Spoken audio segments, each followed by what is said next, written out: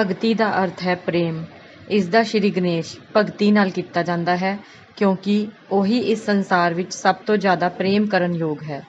ਉਸ ਦੀ ਪਾਤਰਤਾ ਅਜਿਹੀ ਹੈ ਜਿਸ ਉੱਤੇ ਪੂਰੀ ਤਰ੍ਹਾਂ ਜੁੜ ਕੇ ਅੰਤःਕਰਨ ਦਾ ਸਾਰਾ ਪ੍ਰੇਮ ਰਸ ਪੂਰੀ ਤਰ੍ਹਾਂ ਡੋਲਿਆ ਜਾ ਸਕਦਾ ਹੈ। ਪੰਡਿਤ ਸ਼੍ਰੀ ਰਾਮ ਸ਼ਰਮਾਚਾਰਿਆ। ਪੁਸਤਕ ਦਾ ਨਾਮ ਭਗਤੀ ਪਥ ਦੀ ਜੀਵਨ ਜੋਤੀ। ਪੁਸਤਕ ਦੀ ਜਾਣਕਾਰੀ। ਕੁਝ ਲੋਕ ਭਗਤੀ ਦਾ ਅਰਥ ਈਸ਼ਵਰ ਦੇ ਨਾਲ ਪ੍ਰੇਮ ਦਾ ਪ੍ਰਦਰਸ਼ਨ ਮੰਨ ਲੈਂਦੇ ਹਨ।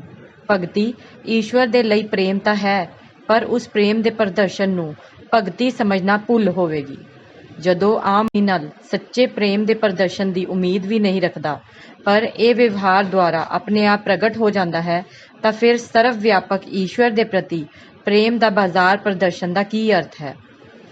ਈਸ਼ਵਰੀ ਭਾਵ ਸੰਵੇਦਨਾਵਾਂ ਜਿਸ ਦੀ ਆਤਮਾ ਸੱਤਾ ਦੇ ਆਧਾਰ ਅਤੇ ਕਲੇਵਰ ਦੋਵੇਂ ਬਣ ਜਾਣ, ਉਸ ਦੀ ਸ਼ਰਧਾ ਅਤੇ ਭਗਤੀ ਪ੍ਰਗਾੜ ਅਤੇ ਪੱਕੀ ਹੈ। ਉਸ ਦਾ ਜੀਵਨ ਈਸ਼ਵਰਮਈ ਹੈ। ਈਸ਼ਵਰ ਦੀ ਭਗਤੀ ਇੱਕ ਅਭਿਆਸ ਪ੍ਰਕਿਰਿਆ ਹੈ ਜਿਸ ਦੇ ਦੁਆਰਾ ਅੰਤःਕਰਨ ਨੂੰ ਪ੍ਰੇਮੀ ਸੁਭਾਅ ਦਾ ਬਣਾਇਆ ਜਾ ਸਕਦਾ ਹੈ। ਸੂਰਜ ਦਾ ਪ੍ਰਕਾਸ਼ ਇੱਕ ਛੋਟੇ ਘੇਰੇ ਵਿੱਚ ਕੈਦ ਨਹੀਂ ਰਹਿ ਸਕਦਾ, ਇਹ ਬਸ ਅਨੰਤ ਵਿੱਚ ਫੈਲਦਾ ਜਾਂਦਾ ਹੈ। ਪ੍ਰੇਮ ਅੰਤঃਕਰਨ ਤੋਂ ਆਤਮੀਅਤਾ ਦੇ ਵਿਸਤਾਰ ਦਾ ਆਲੋਕ ਵੀ ਇਵੇਂ ਹੀ ਬਹੁਤ ਵੱਡੇ ਖੇਤਰ ਵਿੱਚ ਫੈਲਦਾ ਹੈ। ਪੁਸਤਕ ਵਿੱਚੋਂ ਕੁਝ ਪ੍ਰਸ਼ਨ। ਧਰਮ ਸ਼ਾਸਤਰਾਂ ਨੇ ਦਾਨ ਦੀ ਮਹਿਮਾ ਕਿਉਂ ਗਾਈ ਹੈ? ਆਤਮਿਕ ਪ੍ਰਗਤੀ ਦੀ ਉੱਚ ਭੂਮਿਕਾ ਵਿੱਚ ਕੀ ਹੁੰਦਾ ਹੈ? ਵਿਵੇਕਵਾਨ ਵਿਅਕਤੀ ਕਿਸ ਨੂੰ ਕਿਹਾ ਜਾਵੇਗਾ? ਪ੍ਰੇਮ ਦੀਆਂ ਵਿਸ਼ੇਸ਼ਤਾਵਾਂ ਕੀ ਹਨ? ਮੋਹ ਕਿਸ ਨੂੰ ਕਹਿੰਦੇ ਹੈ? ਭਗਤੀ ਦਾ ਸਰੂਪ ਕੀ ਹੈ? ਮਸਤਿਸ਼ਕ ਦੀ ਚੇਤਨਾਤਮਕ ਬਣਾਵਟ ਕਿਹੜੀ ਹੈ? ਇਹਨਾਂ ਸਾਰੇ ਪ੍ਰਸ਼ਨਾਂ ਦਾ ਉੱਤਰ ਲੈ ਕੇ ਤੁਹਾਡੇ ਸਾਹਮਣੇ ਪੇਸ਼ ਹੈ ਇੱਕ ਛੋਟੀ ਜਿਹੀ ਪੁਸਤਕ ਜੋ ਈਸ਼ਵਰ ਨੂੰ ਪ੍ਰਾਪਤ ਕਰਨ ਵਿੱਚ ਸਾਨੂੰ ਭਗਤੀ ਯੋਗ ਬਾਰੇ ਪੂਰੀ ਜਾਣਕਾਰੀ ਦਿੰਦੀ ਹੈ। ਇਹ ਪੁਸਤਕ ਈਸ਼ਵਰੀ ਪ੍ਰੇਮ ਦੀ ਮਹਿਮਾ ਤੇ ਪ੍ਰਕਾਸ਼ ਪਾਉਂਦੀ ਹੈ ਅਤੇ ਇਹ ਈਸ਼ਵਰ ਨਾਲ ਅਭੇਦ ਹੋਣ ਦਾ ਮਾਰਗ ਦਰਸਾਉਂਦੀ ਹੈ। ਪੁਸਤਕ ਦੇ ਕੁਝ ਅੰਸ਼। ਮਨੁੱਖੀ ਸਰੀਰ ਵਰਗਾ ਕੋਈ ਉਪਯੋਗੀ ਸਾਧਨ ਨਹੀਂ ਹੈ ਜੋ ਜੀਵਨ ਦੇ ਟੀਚੇ ਦੀ ਵਿਆਖਿਆ ਕਰ ਸਕੇ। ਇਹੀ ਜੀਵਨ ਹੈ ਜਿਸ ਦੁਆਰਾ ਨਰ ਨਾਰਾਇਣ ਬਣ ਸਕਦੇ ਹਨ।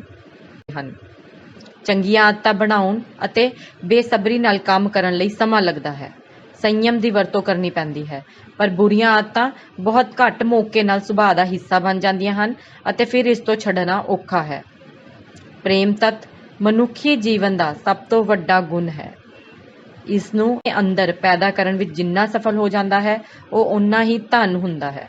ਜੇਕਰ ਕਿਸੇ ਦਾ ਦਰਦ ਉਸਦੇ ਅੰਤःਕਰਨ ਵਿੱਚ ਕਰੁਣਾ ਅਤੇ ਦਇਆ ਪੈਦਾ ਕਰਦਾ ਹੈ, ਤਾਂ ਸਮਝਣਾ ਚਾਹੀਦਾ ਹੈ ਕਿ ਆਤਮਾ ਦੀ ਕੋਮਲਤਾ ਜਾਗਰੂਕ ਹੈ ਅਤੇ ਵਿਅਕਤੀ ਸਵੈ ਉੱਚਤਾ ਦੇ ਮਾਰਗ ਤੇ ਚੱਲ ਰਿਹਾ ਹੈ। ਵੱਡੀ ਗਿਣਤੀ ਵਿੱਚ ਇਕੱਠੇ ਹੋਣ ਦੇ ਬਾਵਜੂਦ ਲੋਕਾਂ ਵਿੱਚ ਪ੍ਰੇਮ, ਮਿਲਵਰਤਨ ਅਤੇ ਸਦਭਾਵਨਾ ਨਹੀਂ ਹੈ, ਤਾਂ ਉਹ ਸਾਰੇ ਆਪਣੇ ਆਪ ਨੂੰ ਇਕੱਲੇ ਮਹਿਸੂਸ ਕਰਦੇ ਰਹਿਣਗੇ। ਆਤਮ ਵਿਕਾਸ ਮਨੁੱਖੀ ਜੀਵਨ ਦਾ ਟੀਚਾ ਹੈ। ਕਾਇਆ ਅਸਲ ਹੈ ਅਤੇ ਪਰਛਾਵਾ ਇਸ ਦੀ ਨਕਲ ਹੈ।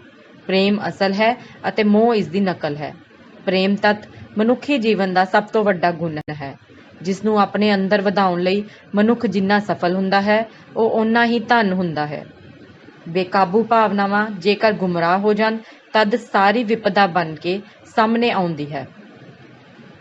ਦੂਜਿਆਂ ਨੂੰ ਦੁਖੀ ਦੇਖ ਕੇ ਦੁਖੀ ਹੋਣਾ ਅਤੇ ਦਬੇ ਕੁਚਲੇ ਲੋਕਾਂ ਲਈ ਮਦਦ ਦਾ ਹੱਥ ਵਧਾਉਣਾ ਇਹ ਜ਼ਰੂਰੀ ਅਤੇ ਅਟਲ ਬਣ ਜਾਂਦਾ ਹੈ। ਉਸ ਨੂੰ ਮਨੁੱਖੀ ਗੁਣਾਂ ਵਾਲਾ ਕਿਹਾ ਜਾਣਾ ਚਾਹੀਦਾ ਹੈ। ਪੁਸਤਕ ਦੇ ਕੁਝ ਬਿੰਦੂ। ਭਾਵਨਾਤਮਕ ਵਿਕਾਸ ਸ਼ਖਸੀਅਤ ਦੇ ਵਿਕਾਸ ਦਾ ਆਧਾਰ। ਭਾਵ ਦਾ ਭੁੱਖਾ ਹੈ ਭਗਵਾਨ। ਆਤਮ ਵਿਕਾਸ ਦੇ ਲਈ ਭਗਤੀ ਯੋਗ ਦੀ ਸਾਧਨਾ। ਭਗਤੀ ਪਥ ਦੀ ਜੀਵਨ ਨੀਤੀ।